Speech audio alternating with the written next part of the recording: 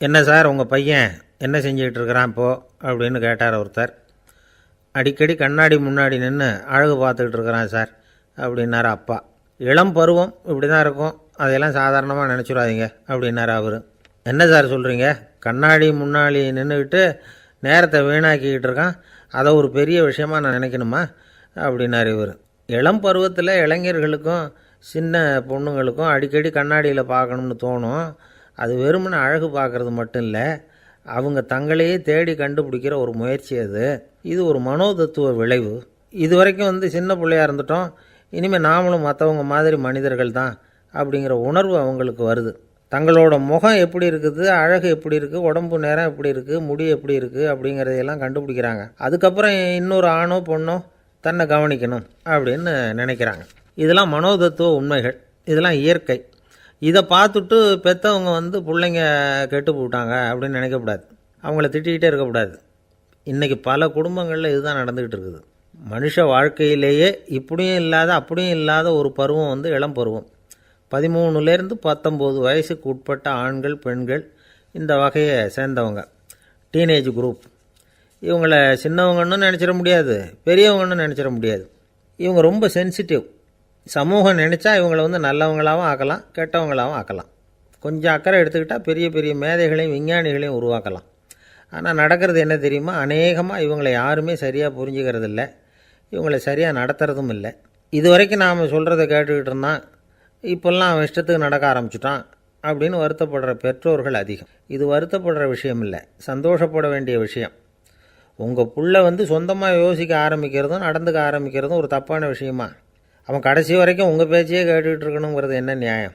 இன்றைக்கி இளைஞர்களை பெரியவங்க தப்பாக புரிஞ்சுக்கிட்டு தவறாக நடத்துறதுனால தான் அவங்களுக்கு வெறுப்பு, எரிச்சல், மனக்கசப்பு எல்லாம் உண்டாகுது. பெற்றவங்க சரியாக மதிக்கிறது இல்லை அப்படிங்கிற ஒரே காரணத்தினாலேயே வீணாக போகிற பிள்ளைங்க இன்றைக்கி அதிகம். சரி, பெற்றவங்களுக்கு இன்றைக்கி என்ன தான் புத்தி சொல்ல வர்றீங்க அப்படின்னு கேட்குறீங்களா? நாம் எதையும் சொல்ல வரல, ஆனால் அது சம்பந்தமான சில நிபுணர்கள் சொல்லியிருக்கிறத உங்கள் காதில் போட்டு வைக்கலாம். அது என்னென்னா, பிள்ளைங்க கிட்ட அன்பு செலுத்துங்க.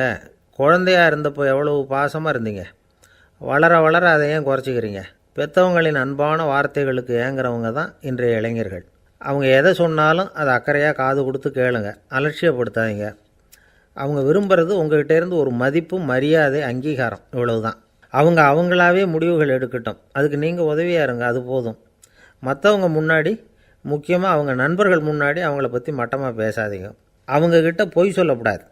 நீங்கள் சொன்னது பொய்ன்னு தெரிஞ்சு போச்சுன்னா உங்கள் பேரில் அவங்களுக்கு இருக்கிற மதிப்பு போயிடும், நம்பிக்கை போயிடும். அவங்களுக்கு முன்னாடி நீங்கள் சண்டை போடக்கூடாது. உங்கள் பிள்ளைய எப்பவும் இன்னொரு பிள்ளையோட ஒப்பிட்டு பேசுகிற வேலையே வேணாம். கூட பிறந்த மற்றவங்களோட கூட ஒப்பிடக்கூடாது.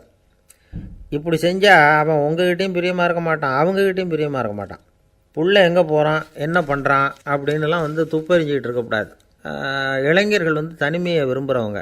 அவங்கள பெட்டியில் வச்சு மூடி பாதுகாக்கணும்னு நினைக்கக்கூடாது. அவங்கள எப்படி பாதுகாக்கிறது அப்படிங்கிறது அவங்களுக்கே தெரியும். உங்கள் புள்ளை எப்படி நடந்துக்கணும்னு நீங்கள் எதிர்பார்க்குறீங்களோ அது மாதிரி நீங்கள் நடந்து காட்டுங்க, அது போதும். ஒரு வீட்டில் அப்பாவும் அம்மாவும் பேசிக்கிட்டு இருக்கிறாங்க. என்னங்க, நம்ம பொண்ணு பெரியவளாயிட்டா, அடிக்கடி கண்ணாடி முன்னாடி போய் நின்றுக்கிட்டு இருக்கிறா, சீக்கிரமாக ஒரு பையனை பார்த்து கல்யாணத்தை முடிக்காமல் இப்படி மசன்னு கல் மாதிரி உட்காந்துருக்குறீங்களே அப்படின்னு சத்தம் போட்டாங்க அந்த அம்மா. அவசரப்படாத, பார்க்குறதுக்கு கண்ணுக்கு அழகாக லட்சணமாக புத்திசாலியாக ஒரு பையன் கிடைக்க வேணாமா, அதுதான் பார்த்துக்கிட்டு இருக்கிறேன் அப்படின்னார் அப்பா. இதுக்கு அந்த அம்மா சொல்கிறாங்க, எங்கள் அப்பா இப்படியெல்லாம் நினச்சிக்கிட்டு இருந்திருந்தா எனக்கு கல்யாணமே ஆயிருக்காது தெரியுமா அப்படின்னாங்களாம். 1816 வருஷம் செப்டம்பர் மாதம் 11 பிரான்ஸ் தேசத்தில் உள்ள ஒரு மருத்துவமனை. அங்கே ஒரு இளம் டாக்டர் கொஞ்ச நாளைக்கு முன்னாடி தான் அந்த ஆஸ்பத்திரியில் புதுசாக வேலைக்கு சேர்ந்துருக்கிறார். அவர் பேர் ரெனே லெனக். அவர் அன்னைக்கு காலையில் அந்த மருத்துவமனையில் அப்படியே ரவுண்ட்ஸ் வந்துக்கிட்டு இருக்கிறார். வார்டில் ஒரு படுக்கையில் ஒரு இளம்பெண் படுத்திருக்கிறார். அந்த பொண்ணுக்கு இருதய நோயாக இருக்கலாம்ங்கிறது மற்ற டாக்டர்கள் சந்தேகம். அந்த காலத்துல எல்லாம் ஒருத்தருடைய இருதய துடிப்பை தெரிஞ்சுக்கணும்னா நோயாளியின் மார்பில் டாக்டர் காதை வச்சு பார்த்து தான் தெரிஞ்சுக்கிறது வழக்கம். ஆனால் இந்த பெண்ணும் இளம்பெண், அந்த டாக்டரும் புதுசாக சேர்ந்துருக்கிறவர். அதனால் பரிசோதனை பண்ண தயங்கினார். கொஞ்ச நேரம் யோசனை பண்ணார். திடீர்னு ஒரு ஞாபகம் வந்தது அவருக்கு. அதாவது அன்றைக்கி விடியற் காலையில் தோட்டத்தில் அப்படி வாக்கிங் போயிட்டு இருந்தப்போ சின்ன பசங்கள்லாம் ஒரு மரக்கட்டையை வச்சு விளையாடிக்கிட்டு இருந்தாங்களாம். அதை இவர் பார்த்துருக்கிறார்.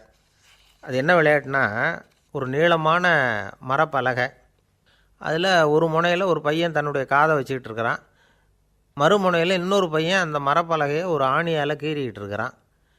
ஒரு முனையில் ஆணியால் கீறும் பொழுது மறுமுனையில் காதை வச்சிருக்கிற பையனுக்கு அந்த சத்தம் துல்லியமாக கேட்குது. அந்த டாக்டருக்கு காலையில் பார்த்த இந்த விளையாட்டு ஞாபகத்துக்கு வந்துட்டுது. உடனே என்ன பண்ணார் தெரியுமா? ஒரு நீளமான காகிதத்தை எடுத்தார், அதை அப்படியே உருளை மாதிரி உருட்டினார்.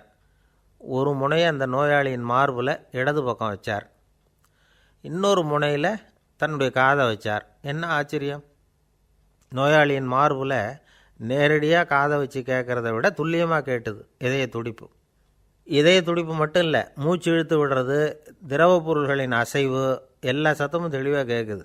கிரேக்க மொழியில் ஸ்டெத்தாஸ் அப்படின்னா மார்பு, ஸ்கோப்பின் அப்படின்னா பார்ப்பதுன்னு அர்த்தம். அதனால் டாக்டர் ரெனே லெனக் தான் கண்டுபிடிச்ச கருவிக்கு ஸ்டெத்தஸ்கோப் அப்படின்னு பேர் வச்சார். அவரே முதல் மாடலையும் செஞ்சார்.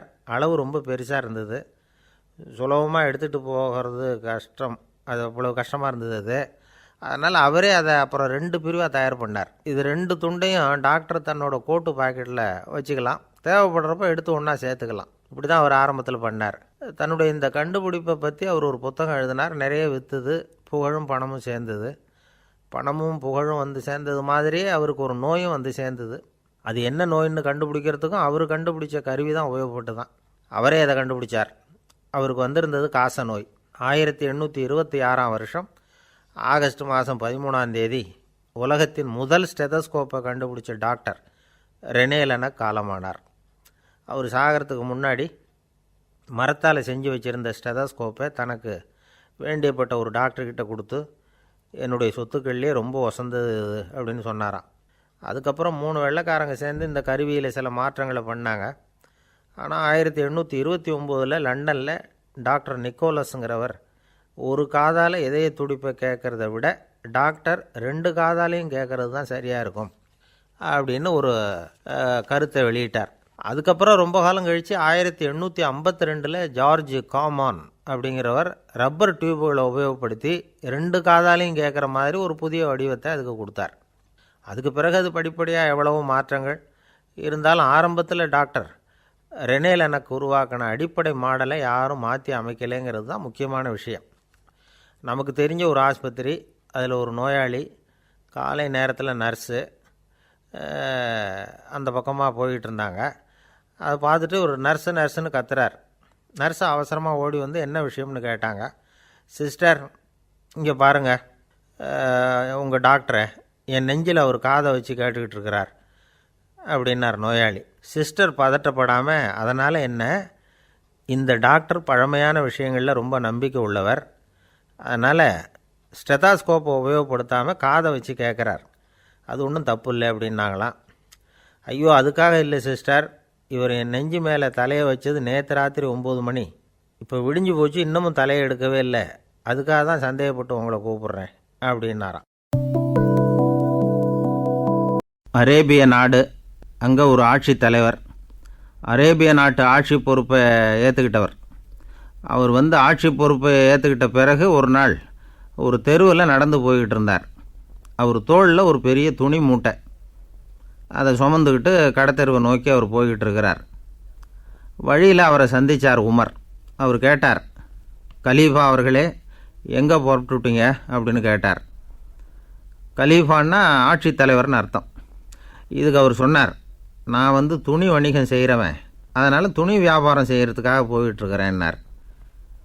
நீங்கள் இப்போ இந்த நாட்டுக்கு ஆட்சி தலைவர், ஆட்சி பொறுப்பில் இருக்கிறீங்க, நீங்கள் வியாபாரம் செய்ய போட்டால் அரசு பணிகளை செய்கிறது யார் அப்படின்னு கேட்டார் அவர். நான் அரசு பணிகளை மட்டுமே செஞ்சுக்கிட்டு இருந்தால் என் குடும்பத்தை காப்பாற்றுறது யார் அப்படின்னு கேட்டார் அவர்.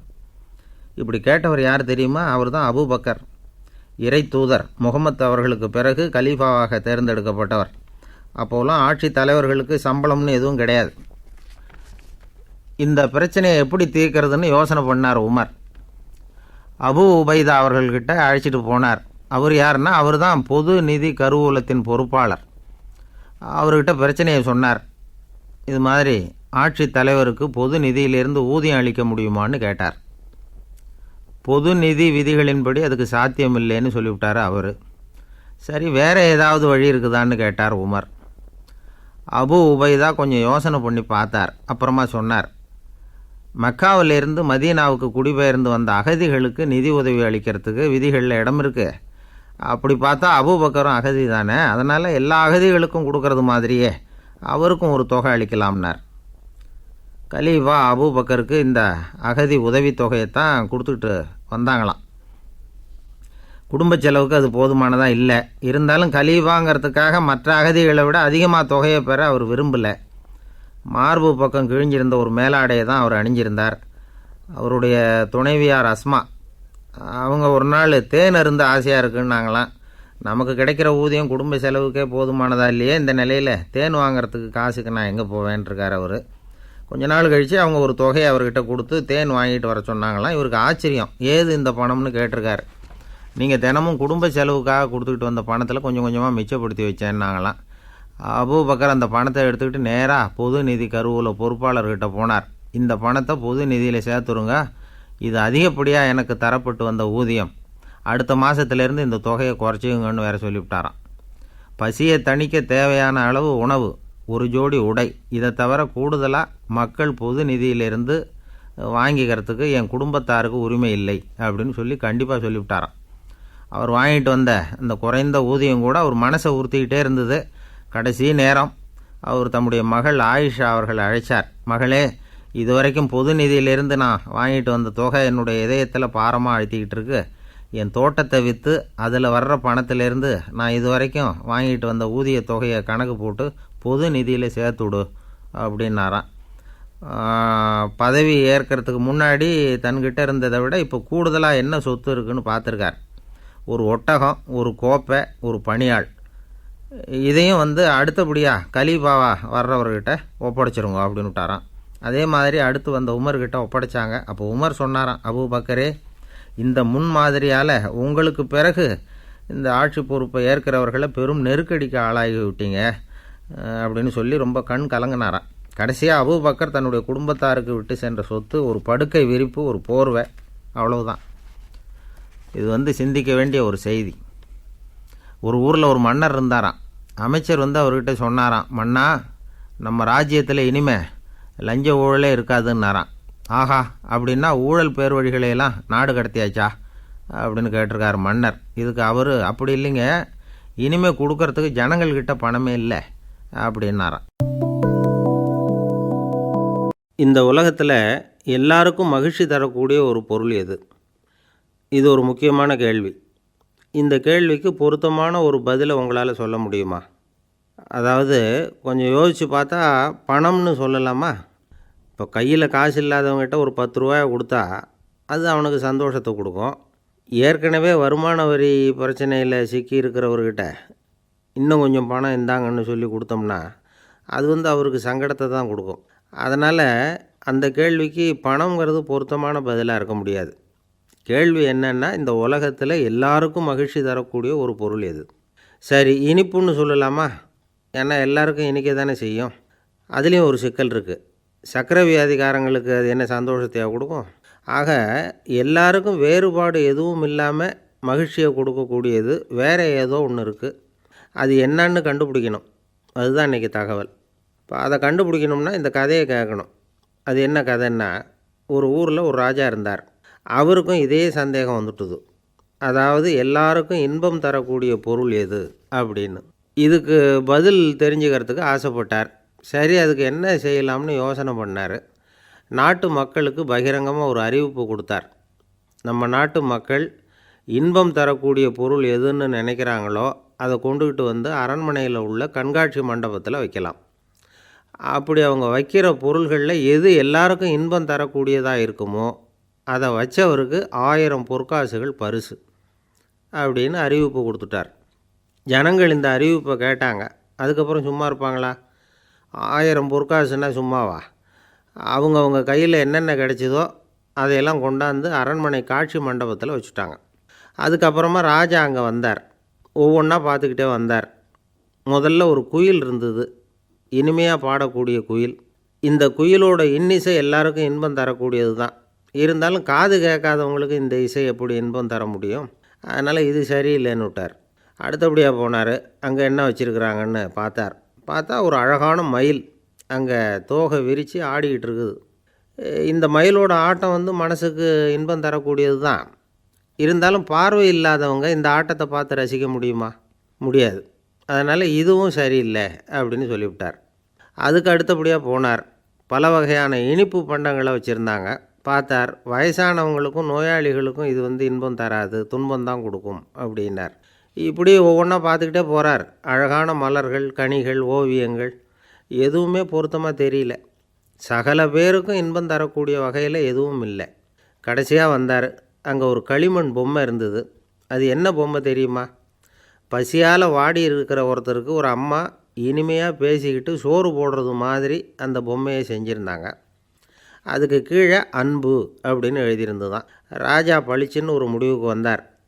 அந்த பொம்மையை செஞ்ச சிற்பியை வரவழைச்சார். பரிசு கொடுத்தார். அன்பு ஒன்று தான் எல்லாருக்கும் இன்பம் அளிக்கக்கூடிய பொருள். காது கேட்காதவங்களும் அதை கேட்க முடியும், பார்வை இல்லாதவங்களும் அதை பார்க்க முடியும், குழந்தைகளும் அதை உணர முடியும் அப்படின்னு அதுக்கு விளக்கம் கொடுத்தார் அந்த மன்னர். இந்த உலகத்தில் எல்லாருக்கும் மகிழ்ச்சி தரக்கூடிய ஒரு பொருள் அன்பு தான். அதை புரிஞ்சுக்கிட்டு தான் சில கணவன்மார்கள் மனைவி பேரில் ரொம்ப அன்பை காட்டிக்கிறது வழக்கம். ஒரு வீட்டு வாசப்படி பக்கமாக மழைக்கு வந்து ஒதுங்கினார் ஒருத்தர். மழை தூரிக்கிட்டு இருந்தது. இருட்டு நேரம். அந்த வீட்டில் இருந்தவர், இன்றைக்கி ராத்திரி வேணும்னா இங்கேயே தங்கிட்டு காலையில் போங்க அப்படின்னார். உடனே இவர் சொன்னார், ரொம்ப நன்றிங்க, ஒரு 10 நிமிஷத்தில் இதை வந்துவிடுறேன் அப்படின்னு சொல்லிவிட்டு எங்கேயோ ஓடினார். 10 நிமிஷம் கழித்து திரும்பி வந்தார். ஆமாம், எங்கே போயிட்டு வந்தீங்கன்னு கேட்டார் வீட்டில் இருந்தவர். நேராக எங்கள் வீட்டுக்கு போய் மனைவிக்கிட்ட இன்றைக்கி ராத்திரி இங்கேயே தங்கிக்கிறேன்னு சொல்லிவிட்டு வந்துட்டேன் அப்படின்னார் அவர். அன்பில் இது ஒரு ரகம்.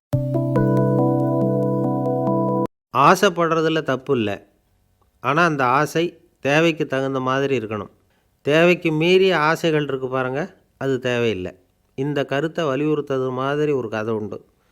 தேவேந்திரனுக்கு திடீர்னு வீடு கட்டணும்னு ஒரு ஆசை வந்து தான். வீடுன்னா நாம் கட்டுற மாதிரி இல்லை. தேவேந்திரன் வீடுன்னா சும்மாவா? ஒரு பிரம்மாண்டமான அரண்மனை கட்டணும்.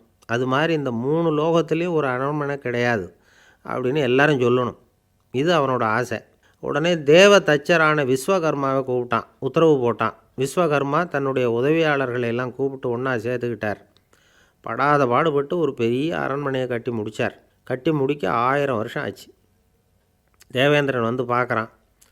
அவனுக்கு திருப்தி ஏற்படலை. என்னுடைய அந்தஸ்துக்கு இது ரொம்ப சாதாரணமான கட்டிடம், இதை விட இன்னும் பெருசாக கட்டு அப்படின்னா. தேவ தச்சர் திணறி போயிட்டார். அவரால் அதுக்கு மேலே எதுவும் செய்ய முடியல.